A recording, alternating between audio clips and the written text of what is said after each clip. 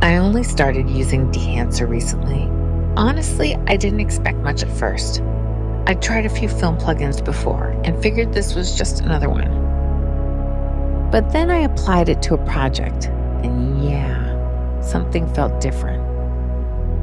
There are a lot of tools out there, but none of them quite do what Dehancer does.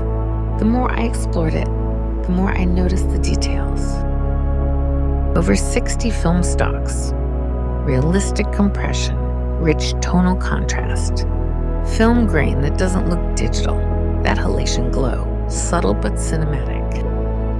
It all works together in a way that just feels crafted. Dehancer isn't trying to fake film, it understands it. There's nothing else I've used that nails the vibe like this. You can tell there's a lot of heart in how it was built. The care, the attention to detail, it shows, and the results speak for themselves.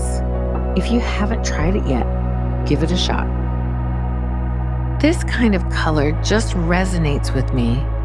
Everyone's got their own style, their own workflow, but for me, this fits right in. And honestly, it's made color grading feel less like a chore and more like part of the storytelling.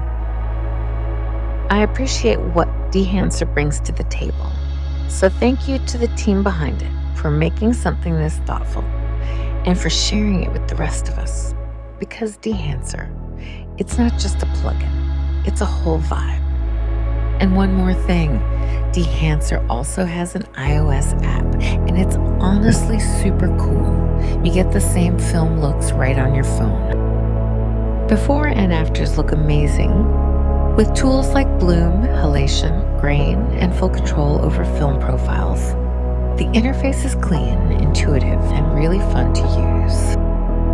So if you're into mobile editing or want to keep the Dehancer vibe on the go, definitely check it out.